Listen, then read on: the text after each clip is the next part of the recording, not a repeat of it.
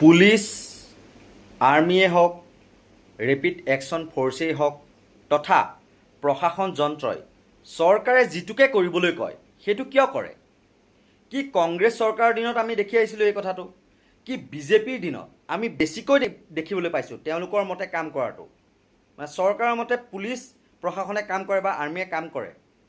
মনত ৰাখিব, জনতাৰ কৰ কাটলৰ টকাৰে আপোনালোকক দৰমহা দি আছে তেওঁলোকে, আৰু আপোনালোকে ধুনীয়াকৈ পৰিয়াল পোহপাল দি আছে বা দিয়ে বা তেনেকুৱা ধৰণৰ সুবিধাসমূহ লাভ কৰি আছে সময়ে সময়ে।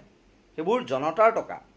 কোনো নেতা মন্ত্ৰী বা মুখ্যমন্ত্ৰীৰ বাপেকৰ সম্পত্তি বিক্ৰী কৰি বা নিজৰ পকেটৰ টকাৰে আপোনালোকক পোহপাল দি থকা নাই। নিজৰ যি বিবেক বুদ্ধি বিবেচনাৰে ভাৰতৰ সংবিধান অনুসৰি আপোনালোকে কাম কৰক, তেতিয়াহে জনতাই আপোনালোকক আঁকোৱালি ল'ব। কোনো চৰকাৰৰ নেতা মন্ত্ৰীয়ে এই আইন বনোৱা নাই যে তেওঁলোকে যিটোৱে কয় বা তেওঁলোকৰ মতে উঠা বহা কৰি চলি আপোনালোকৰ জীৱন কেতিয়াবা আদালতত বিপদাপন্ন কৰিব। এনেকুৱা ধৰণৰ পৰিস্থিতি হৈছে চৰকাৰৰ মতে চলি পেলাই আৰক্ষী বা প্ৰশাসনৰ বিষয়ে। আজি এটা দৃশ্য চাওক চচলৰ।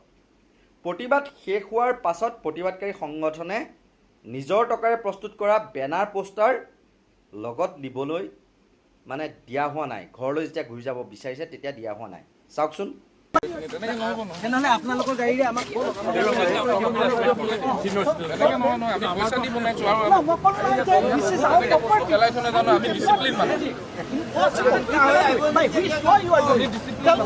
আমি মোবাইলটো লৈ যাব নোৱাৰিম।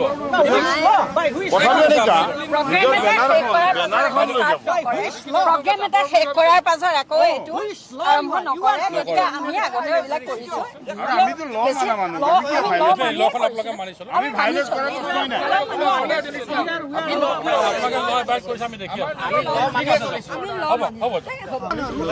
ৰুলটো কোনে কৰিছে? বুজিছোঁ, বাট দেখোন ইনষ্ট্ৰাকশ্যনটো থাকিলেইতো নহ'ব নহয়। এইটো কিবা এটা নিয়ম আছে নেকি, কিবা এটা ৰুল আছে নেকি ক'ৰবাত, যে এঠাইত তেওঁলোকে যদি প্ৰটেষ্ট কৰিছে তাৰপিছত তেওঁলোকে বেনাৰখনো লৈ যাব নোৱাৰিব? What is this? আমাৰ এইখিনি প্লেকাৰ্ডখিনি আন্দোলন কৰাৰ পিছত আমি ঘৰত লৈ যাব বিচাৰিছোঁ। নিজৰ বস্তু নিজে বনাই ইয়াত মোৰ দলৰ চিম্বল আছে, ইয়াত মোৰ দলৰ লগো আছে, দলৰ নাম আছে। মানুহে ভৰিয়ে গছকিবলৈ মই উঠি যাব নোৱাৰোতো। এজন দায়িত্বশীল নাগৰিক হিচাপে আন্দোলনৰ শেষত মই মোৰ ঘৰলৈ লৈ যাব বিচাৰিছোঁ। কিয় নিদিব? ক'ত কি আইন আছে, কি নিয়ম আছে যে মোৰ দলৰ লগতো, মোৰ দলৰ পতাকাখন মই পেলাই থৈ যাম নেকি মানুহে গছকিবলৈ? মই ঘৰত লৈ যাম। কি আইন আছে, কি আদালত আছে, নিয়মটো ক'ত, কোনে বনাইছে এইটো নিয়ম? পুলিচে নিজৰ মৰ্জিৰে সংবিধান বা আইন বিৰোধী কাম কৰিব নালাগে। কাম কৰে যদি সংবিধান মানি নিজৰ বিবেক যি বিবেচনাৰে কাম কৰক। কোনেও আপোনালোকৰ চাকৰি খাব নোৱাৰে, এইটো সঁচা কথা। নিজৰ বিবেক বিবেচনাৰে আপোনালোকে কাম কৰক, সংবিধান মানি চলক।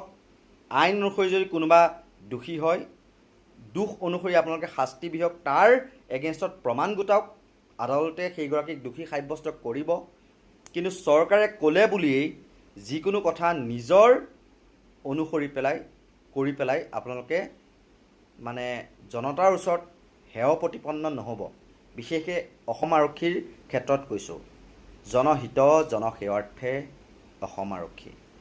গতিকে জনতাৰ হিতৰ কাৰণে কাম কৰক, চৰকাৰৰ হিতৰ কাৰণে বা শাসকীয় পক্ষৰ নেতাৰ হিতৰ কাৰণে নহয়। ধন্যবাদ।